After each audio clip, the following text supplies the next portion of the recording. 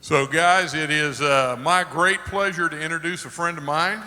And come on up, Tom. Most of you guys may know Tom Kirker, but if you don't, he's related to Steve Mazza. Yeah, it's like Steve's little brother. Okay, well, I think like his son married Steve's daughter or something, because Steve only made girls. And, oh, you have a son too, don't you? I love messing with him. It's just fun. Oh, yeah. Anyway, hey, Tom is one of our Tuesday morning guys, but more importantly, he has been associated with Christian Bray camps for a long time. And actually, over the last couple of years, was their interim director. I can't even get that out of my mouth right.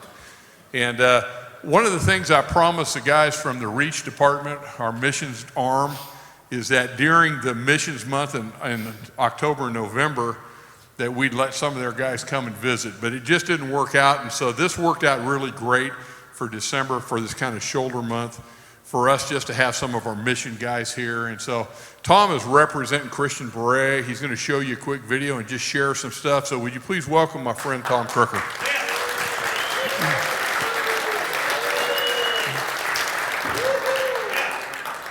Well, thank you. Is this on? Okay. I'll tell you, Rich, he kind of pits the Tuesday morning guys against Monday night. I came in here a little early and had prayer back here for the table leaders. And by the way, Steve, you weren't there on time.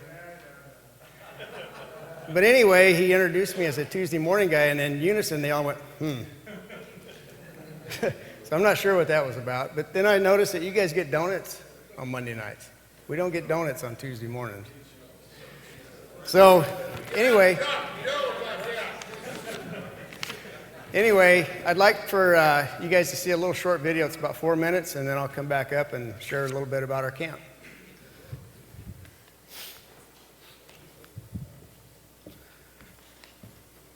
All right, 5, 4, 3, 2,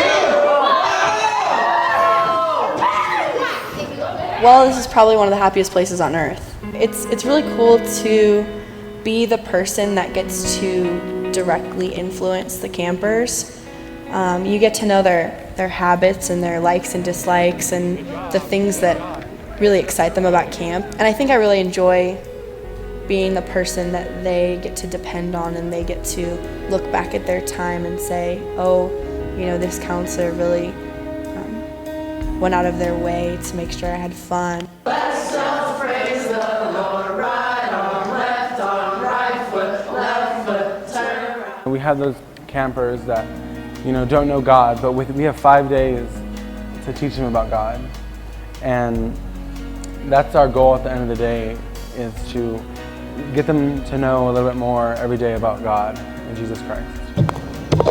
Every year we try and add a little bit of something new, something that's going to be a change from the past. We keep the good stuff from years past, and then we try and add something new that is an idea that's come up. This year we just finished the putt-putt golf course, and have been putting that to use. Every day, take groups down and play around a putt-putt golf. We're still running the four-wheelers and doing some of that kind of thing, and have our outside groups, Christian Motorcycle Association and Fire Department and MIWOC, and all those guys are still coming up and really contributing to a great program. One of the other big changes that we've done this year that's been significant is the addition of adding certified nurses assistants to our staff, who are professionals in providing care for our campers, assisting them with whatever needs they have, whether it's feeding or whether it's a total care camper. When I think about service, I think of 1 Corinthians 13. It's talking about love is patient, love is kind. But before that, it's talking about how if you do things out of love, that's what you need to do. You need to do things out of love. And for these campers to come up for 1 week and to feel that love, this is our 1 week for them to learn what we have for them to learn, what God has for them to learn, for that 1 week for them to grow, to have fun, to build relationships. I always have a connection with one in particular camper, and I normally don't get that. Yes. And I normally don't get that connection till about the 5th day. I connected with Sidar the first day. The first day, Sidar. And he wouldn't do anything unless it was with me, and he still won't do anything unless it's with me. So it's an amazing experience to see that how two people can have that bond very quickly.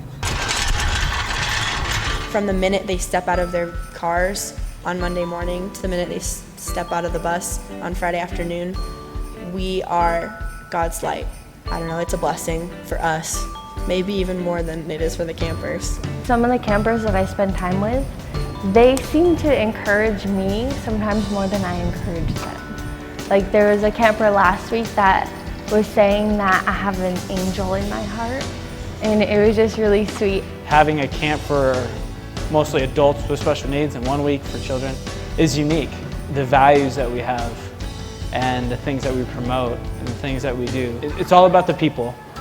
It's all about the people that come here, the counselors that we have. It keeps on drawing me back, and there's a reason for that, and I love it.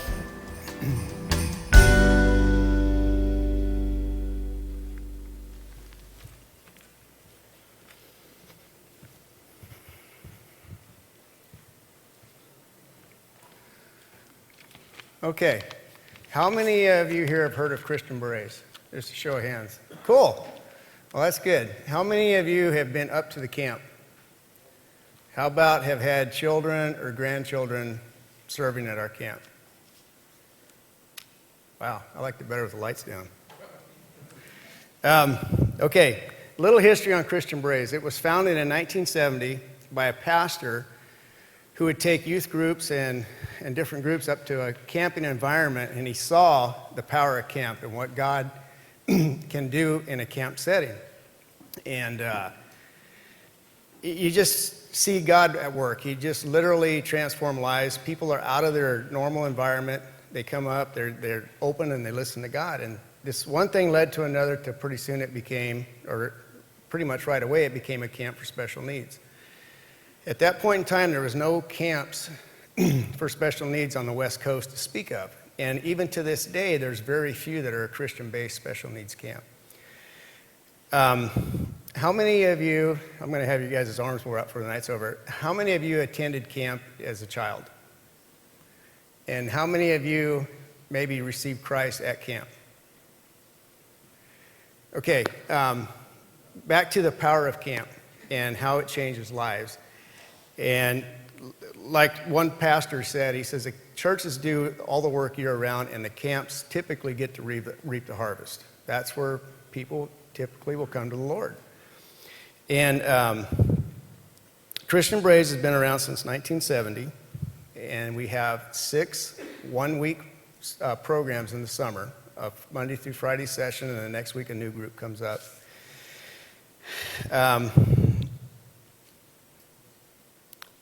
About special needs, 90% of the special needs community is unchurched. They just don't venture out and go to church. And the sad part of it is that out of that few that go to church, almost 100% of them don't come back. Simply because they just don't feel accepted. And it's not because of the church, it's not anybody's fault. It's just that most churches aren't ready for the special needs community. Big Valley here, along with Cross Point, Shelter Cove, United Methodist, and I hope I'm not forgetting, there's several in town that have a great special needs program, but it's vital. It's an area of society that's not being reached with the gospel, and that's one thing that we get to do up there. It's our main focus is bringing the gospel to the special needs community. They also, our campers, they get to enjoy a full week to just be themselves, and they don't have to worry about being judged. They can just have fun. They get to enjoy experiences that they typically, some of them never get to enjoy. You saw the little golf course up there that we just finished, and that was all done with volunteer labor, and I'm going to get into that in a minute because we got a big group of guys here that are perfectly capable of helping out up there. It's wheelchair accessible. Anybody and everybody can use that course. It's designed specifically so that nobody has to just set aside and just watch. They get to participate. The go-karts. I don't know if you guys remember a couple years ago or maybe 3 years ago, we were looking into building some wooden soapbox derby cars. And these were going to be set up and designed where they were part of like the national system where our campers could compete during the summer, and at the end of the summer, they can go back to, I want to say it's Akron, Ohio, and compete in a national level. Well, somebody that was smarter than me did some research in those wooden carts, and they wouldn't survive the terrain up there. It was too rough. So it was kind of like, okay, now what do we do? So our leader back here, Rich, he looked on the internet, and those go-karts, oh, there's one right there. He found those online, and we went down to LA. You guys, Big Valley, were a part of it. North Kiwanis Club was a part of it, and several others. And we went down and bought those. And we even had a truck driver who owns a company up here in town. He went down, he was in LA, and he picked them up and brought them back up here for us, so we didn't have to pay shipping. But you talk about a lot of fun. These campers really look forward to that. And we had one camper, well, a couple different ones, I'll tell you, on the go-kart side of it. But one of them, he's a gentleman in a wheelchair that literally can't function at all. He can't move, he shows no emotions, but we were able to get him in the go-kart. And there again, these are driven by mature adults, I guess you'd say. We don't let our counselors drive them. Our counselors don't get to drive the go-karts. And what we do is we got a half-mile loop around what we call the hilltop up there, and we just cruise around that slowly. And this young man, he got to ride in the go-kart. In fact, his counselor had to almost hold his head to keep it from kind of moving around to support it. And when we came back, or he came back around at the end of that ride, that gentleman actually showed some emotion on his face. We know he had a great time. He couldn't verbalize it. He couldn't say that he did. There was one gal that she was getting ready to get in the go-kart, and I happened to be that driver. And there again, I just got done telling you they were mature drivers, right? But she was biting her counselor, and she says, no, you can't do that. And she handled it very professionally, got her to stop. So she puts her in the cart with me, and I'm like, oh, great. So now what? So I gave her a little ride right around the small part of the parking lot. She did fine. So we went a little bit further, she did fine. So, okay, now I take her around the loop road, all the way around. It takes a good 8 to 10 minutes maybe to go around it. Maybe not quite that long, 7, 8 minutes. And I try to carry on a conversation. There again, a lot of them can't verbalize, and you can see the valley from one of the spots, and you'll point out the scenery, you'll just make conversation. And we get around the loop road coming back into camp, and she grabs my hand off the steering wheel. I'm like, oh no. And she kissed the back of my hand, and she said, hello. We get back into the parking lot, and I told the counselor, and she was amazed that this gal had said hello. The impact that we have on these people, sometimes you don't always see. Sometimes you get to see little bits and pieces of, they're having a great time. We had probably the most interesting, amazing story is we had a young camper that wasn't vocal, couldn't verbalize. And this was years back. And one evening around the campfire, and there again, this goes back to the power of God and power of camp and what goes on up there. This person that couldn't talk plainly said the words, hopefully I can say it, plainly said the words, I want to receive Christ.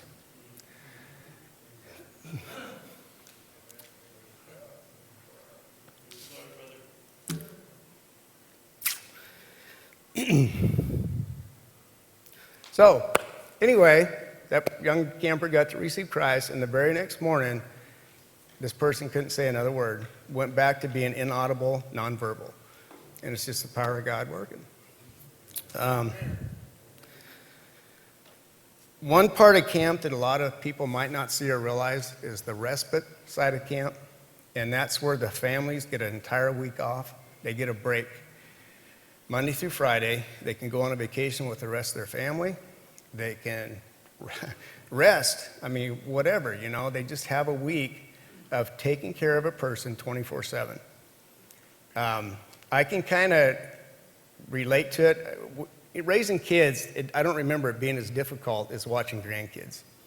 My wife and I watched 2 of our grandkids on Tuesday from 7:20 in the morning till 4 o'clock, and I am wore out. So I kind of equate that, and again, that's just a very minute part of life, is these people that take care of a special needs person 24/7 and never get a break.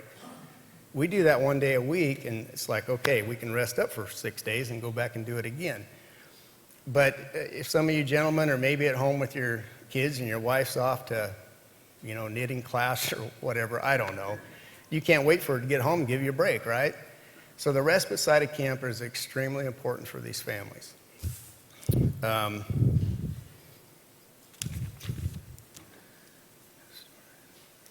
Okay, let's talk a little bit about ways to serve. I retired about 5 years ago from the construction industry, and prior to that, I'd been up to the camp on a work day. And there again, we have one work day a year. It's our annual work day, and there's stuff going on year round. But that one particular day, I was up there, and I've known of this ministry since I was a little kid. But somebody asked me to be on the board, and I thought, okay, that sounds great. I'll be on the board of directors. Well, one thing led to another, and next thing you know, I ended up being board president, and it was more of default than anything because our other board members have already done it.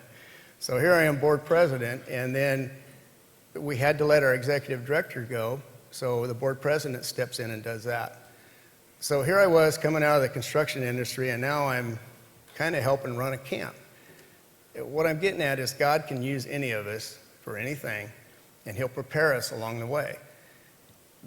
One thing I could never do, and I'm still not real comfortable doing it, is getting up and speaking in public. When I'm at an event, I like the back row. In fact, we sat up there in the balcony on that side, usually the second row from the very back wall. And one time we had to sit in the front row of the balcony for a Christmas play for our grandkids, and I felt uncomfortable being that close to the stage. And now here, God has me up here on the stage. So God will use us if we let Him. Okay, ways to serve at camp. We have ongoing projects year-round. There's always something going on, and if you ever think that you're too old to come up there and do that, I'm probably one of the youngest guys that comes up there.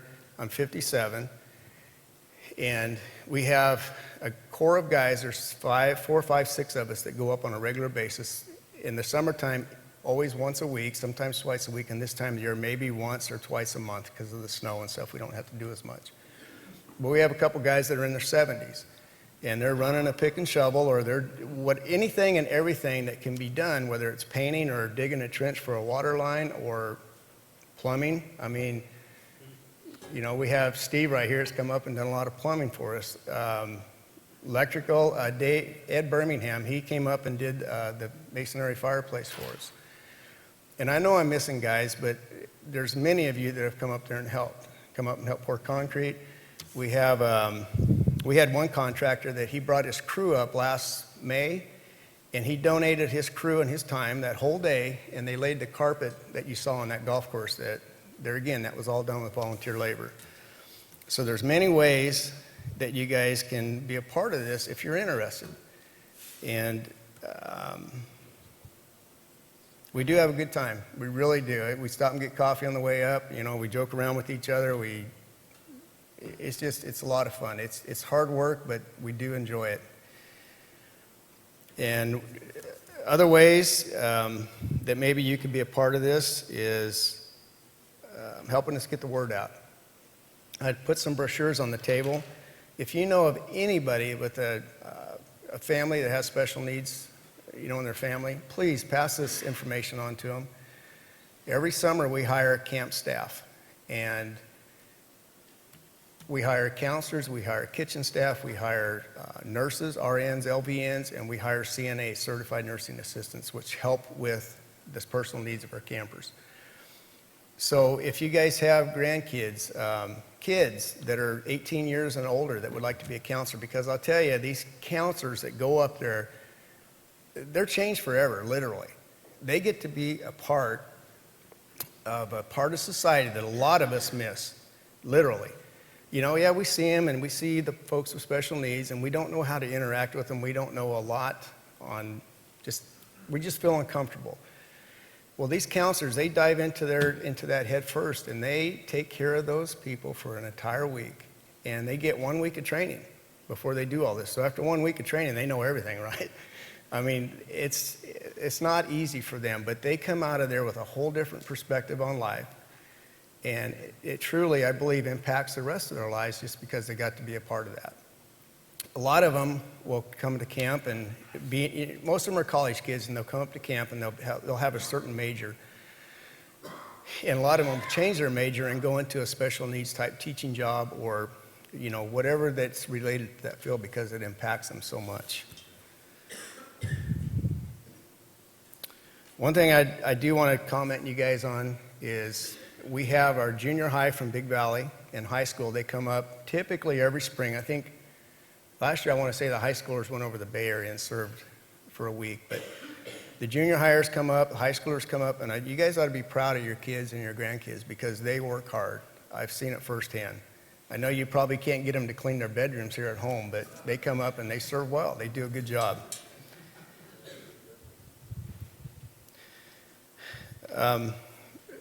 Like I said, we got a brand new executive director. Financially, Christian Braze is at a point that we're moving forward to hire a full-time camp director, and that'll be a year-round job. And we want to throw that out here, and I'll do it again tomorrow morning, that if you guys or know of somebody, maybe you're interested in the job, if you can get in touch, we'd like to interview you and talk to you about it. There again, that's a full-time ministry job. You don't have to have any experience in the special needs community. All that we ask is that you love the Lord, you want to serve Him, and that you like the mountains. You want to be up there in that environment, and that's what, that's just the type of thing you like to do. That's really the only two requirements. I don't think I said this, but Big Valley has been supporting Christian Braze for many, many, many years. And our church, I know Rick has said it, Rich was talking about tonight, we have a very generous church, and they are truly great supporters of us, not only financially, but with all that you guys do for us, all the help that you give us. And I think I covered everything. Do you guys have any questions? So, dates for the camps, I'm on the website. Will those all be posted for the upcoming summer? Like if our family wanted to serve and come up for a week and do something like that? They should be online right after the first of the year. Okay. Perfect. Thank you. Where do the campers come from? They come from all over the Central Valley. We have one gentleman that he's blind, and he comes from Wairika every year. He, by way of bus and train, and makes his way down here to the valley to our bus stop, which is in Manteca.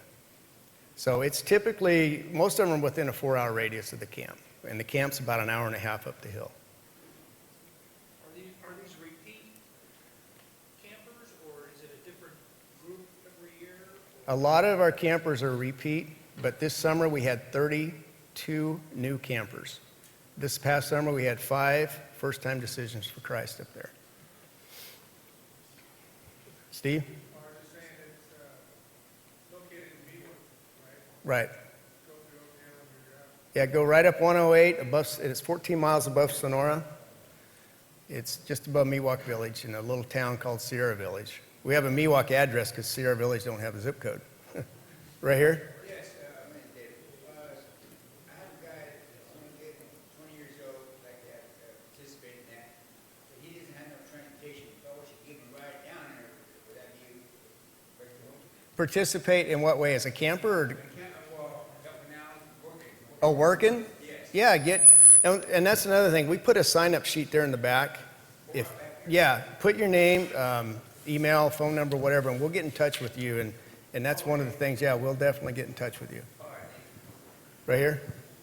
Marty? Yeah, Marty, my question is, are the campers adults or kids or both? Great question. We have, most of our weeks are adult weeks. We do have one youth week, and that's a week that we're trying to work on having more of those. And our adult weeks, they range anywhere from 20 years old up to 80-year-olds. One back here. What is the cost? The cost of camp is $700 for the week. And the reason it's what it is because there again, we have nurses up there, we have CNAs, we have all the staff. Our counselors are usually 1-on-2, sometimes 1-on-1, depending on our camper. But we don't ever want to let money get in the way, and we have scholarships. God has provided us amazingly. The last 3 summers, we haven't had to turn anybody away. We've had the money there to provide scholarships for those that need them. because especially these families, they're typically strapped with medical bills and everything else. Couple questions that you guys can mull over on your tables. One of them is, Rich asked me to say this one. How can you guys serve? And there again, there are so many great ministries, and I think next week we're going to hear about another one.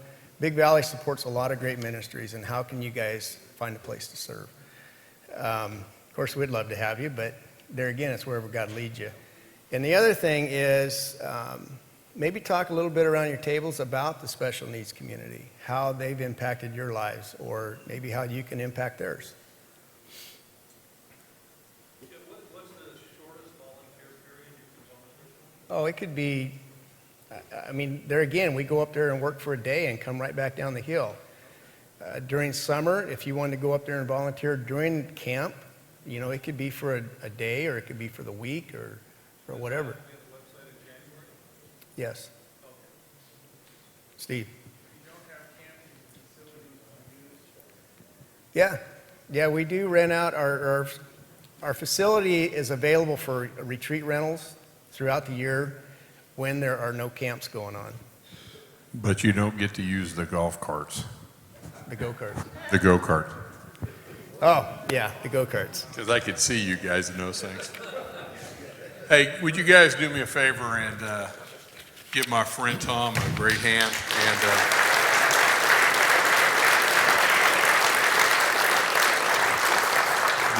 the other thing we want to do before we go to you guys' table time is just pray for Tom and their camp and stuff up there. So if you join me. Father God, I thank you for my brother, Lord, and just the way that he has got a servant's heart, Lord. He's a great example to us as men and how to just be open to what God has for us. And I know it was difficult for him to be up here. He didn't want to be up here and do this, yet he did just an amazing job because of your power in him, Lord. So we just pray that you continue to bless Christian Break Camp and that you would continue to reach this special needs community for you, Lord. You don't love them any less. Matter of fact, I think you love them more. And you pour of your grace out on them, Lord. And so just draw them to that camp. Be with the counselors and leaders there. Give them great wisdom and just clarity as they share your gospel. And again, I thank you for Tom and his impact. And we just want to pray a blessing on his and his family's life. And God, thank you again for just our opportunity to hear about guys like him and what they do at that camp, Father. So I just thank you and praise you in Jesus' name. And all God's men said, amen. Thanks, guys. Thank you.